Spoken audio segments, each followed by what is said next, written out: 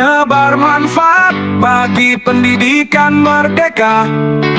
Lekas bergerak dalam pendidikan penggerak, ciptakan generasi unggul penopang bangsa.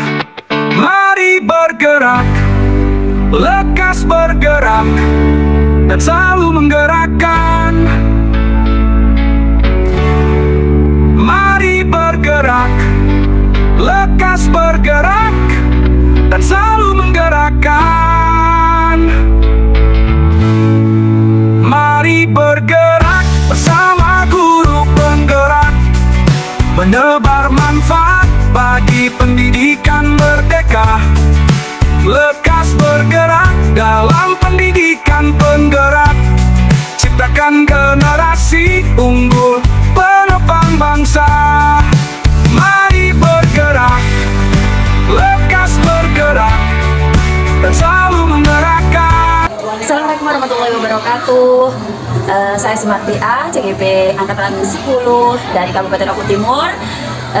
Alhamdulillah saat ini ingin melakukan wawancara dengan Kepala Sekolah dari SDN Negeri 18 Martapura, yaitu Ibu Septi Yulianti. Selamat pagi Bu. Assalamualaikum. Gimana kabarnya Bu? Alhamdulillah. Sebelumnya terima kasih banyak ya Bu atas waktunya pada hari ini. Saya bisa melakukan proses wawancara tugas guru penggerak, pendidikan guru penggerak modul 3.1, yaitu mengambil keputusan, dalam mengambil keputusan. Baik Ibu, sekali lagi saya ucapkan terima kasih banyak atas waktunya, dan di sini saya mohon izinnya Bu untuk menanyakan beberapa hal mengenai pengambilan keputusan ya Bu. Baik, mohon izinnya untuk pertanyaan pertama Bu. Selama ini pastinya kita itu dalam hidup juga ya Bu, apalagi dalam Ibu sebagai pemimpin pembelajaran pasti pernah mendapatkan sebuah masalah. Jadi pertanyaan yang pertama Bu ini ya, selama ini bagaimana Ibu mengidentifikasi, cara Ibu mengidentifikasi masalah? Baik Bu Sumarti, terima kasih pertanyaannya. Biasanya selama ini saya lakukan untuk mengidentifikasi masalah yang pertama adalah dengan analisis menimbang keuntungan dan kerugian dari keputusan nanti yang akan saya ambil ketika saya memecahkan masalah tersebut. Kemudian yang saya lakukan selanjutnya adalah melakukan identifikasi awal, apakah kasus ini termasuk dilema atau etika, atau dilema etika atau butuh moral. Jadi itu yang pertama saya lakukan ketika saya mengidentifikasi suatu masalah, sehingga nanti hasil akhir yang saya dapatkan dari keputusan yang saya ambil bisa tidak menghasilkan sesuatu yang negatif, tapi menghasilkan sesuatu yang positif. Jadi kalau disimpulkan dianalisis ya, di risikonya, keuntungannya ditimbang dulu, kemudian dari keputusan itu nanti akan banyak menimbulkan kerugian atau keuntungan, kemudian dia termasuk dalam yang etika atau bukan. Begitu ya. Apakah dia termasuk etika atau bukan moral? Oke. Baik, cara untuk mengidentifikasi, maksudnya untuk mengambil keputusan pada kasus-kasus tersebut, bagaimana caranya? Keputusan itu saya ambil dengan mempertimbangkan hasil akhir nanti yang didapatkan dari keputusan tersebut. Apakah keputusan ini sudah bijak, sudah baik untuk dilakukan atau ditetapkan atau tidak? Karena apabila kita salah mengambil keputusan dan keputusan itu, saya khawatir hasil akhirnya diberikan itu kurang baik. Makanya mempertimbangkan hasil akhir dari keputusan yang akan saya ambil. Jadi dari identifikasi tadi nanti baru bisa ketemu ini dilema atau bujukan. Setelah itu mengambil hasil akhirnya. Kesimpulan hasil akhirnya jika keputusan yang saya ambil apa hasil akhirnya? Nah, pada tahap akan bertemu dengan hasil akhir itu pasti ada langkah-langkahnya ya Bu ya. Boleh tahu Bu langkah-langkahnya apa saja? Langkah-langkah yang saya lakukan, yang pertama saya akan mengenali dulu nilai-nilai yang bertentangan dengan keputusan yang saya ambil. Kemudian saya akan menentukan siapa-siapa atau nanti yang akan terlibat dalam situasi ini. Selanjutnya mengumpulkan fakta-fakta yang relevan dengan situasi yang sedang terjadi. Kemudian yang terakhir saya akan melakukan pengujian benar atau salah.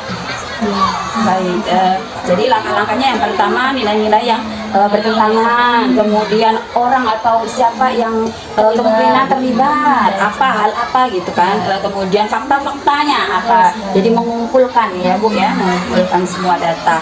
Baik, luar biasa. Kemudian Bu, selama ini dalam mengambil keputusan tersebut, langkah yang paling efektif menurut Ibu? Dengan memperhatikan nilai-nilai kebajikan yang bisa nanti dipertanggungjawabkan, dan itu menurut saya sangat efektif, karena dari sebuah keputusan itu harus ada nilai-nilai kebajikan, nanti dari situlah hasilnya bisa dipertanggungjawabkan. Jadi tidak asal mengambil keputusan, harus mempertimbangkan nilai-nilai kebajikan yang dapat dipertanggungjawabkan. Adakah Bu tantangan-tantangan dalam melakukan langkah-langkah tersebut? Untuk tantangan itu saya rasa sebenarnya pasti ada ya, karena kita tidak ada sesuatu yang berjalan mulus, pasti untuk mencapai hasil akhir yang baik itu adalah sebuah proses. Tantangan-tantangan itu bisa terjadi dari dalam diri sendiri, bisa dari pihak luar, dari luar sekolah, bisa dari dalam sekolah juga bisa. Misalnya mungkin dari sumber daya guru ya, yang kurang memahami bagaimana apa itu permasalahan, apakah kebijakan moral atau dilema etika, sehingga dalam mengambil keputusan sering mereka bisa disebutkan nanti kesannya akan membawa atau efek yang menentukan pada dirinya ke sekolah. Jadi yang pertama itu adalah kurangnya kolaborasi, kemudian kurangnya komunikasi, itu tentu menjadi sebuah tantangan. Saya rasa kalau dengan dua tantangan itu bisa diatasi, maka tantangan itu bisa mudah diatasi. Berarti tantangan yang lebih banyak itu di SDA-nya ya, Iya, justru sumber daya manusia, SDM, sumber daya manusianya. Oh, efeknya terutama pada kolaborasi yang menimbulkan kurang miskomunikasi. Oke, oh, itu kok tantangannya. Baik Bu, kemudian pada waktu mengambil keputusan tersebut Bu, apakah Ibu itu pada hari tersebut langsung mengambil tindakan, atau Ibu menunggu dulu ada prosedurnya gitu, nunggu waktu atau ini yang tepat gitu Bu? Jadi sebenarnya ketika sebuah keputusan itu sudah kita ambil, itu pasti tidak langsung melihat hasilnya. Jadi semuanya ada proses. Maka ketika sudah ditetapkan atau diputuskan diambil, maka untuk melihat hasil akhirnya kita ada proses. Berarti ada jeda, ada waktu untuk mengamati apakah keputusan yang kita ambil berjalan atau malah berjalan. Jadi semuanya butuh waktu. Ada jeda, ada waktunya. Jadi berarti memang ada khusus gitu, dijadwalkan khusus gitu agar lebih siap ya Bu. Ya untuk mengumpulkan data gitu. Betul sekali, karena semua harus berbasis data ya. Dengan data tadi maka proses perubahan yang kita ambil dari keputusan itu kita lebih spesifik. Luar biasa. Baik Bu, kalau tadi waktunya sudah, bagaimana dengan pada waktu pengambilan keputusan itu, apakah ada faktor-faktor atau seseorang yang membantu untuk mempermudah Ibu dalam mengambil keputusan? Sudah pasti ada ya, karena terkadang ya kita memerlukan orang lain untuk memberikan informasi, memberikan masukan. Jadi memang ada pihak-pihak lain yang memang membantu kita ya, dari selain dari kita sendiri. Seperti keterlibatan, kalau saya sebagai pemimpin keterlibatan guru, kemudian orang tua murid, itu semua menjadi pertimbangan ya, supaya diberi faktor-faktor yang membantu saya untuk menemukan jawaban dari sebuah permasalahan. Luar biasa. Baik Bu, sangat rinci dan sangat jelas dari beberapa pertanyaan saya. Ini pertanyaan terakhir Bu, dari percakapan kita, dari wawancara ini, ada sesuatu yang perlu dipetik untuk sebagai garis besarnya Bu. Apa itu Bu? Yang pertama bahwa keputusan itu tidak bisa diambil langsung sepihak.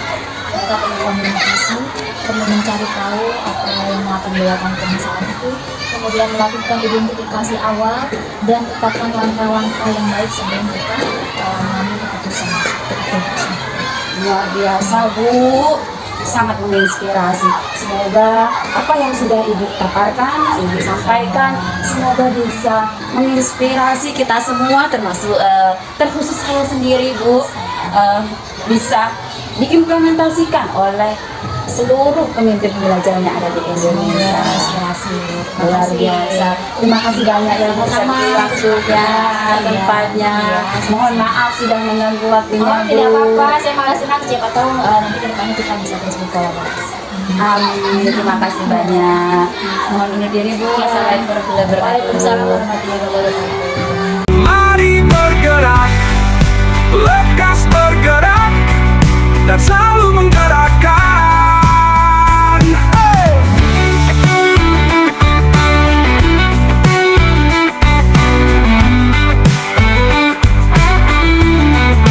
Mari bergerak bersama guru penggerak, menebar manfaat bagi pendidikan merdeka.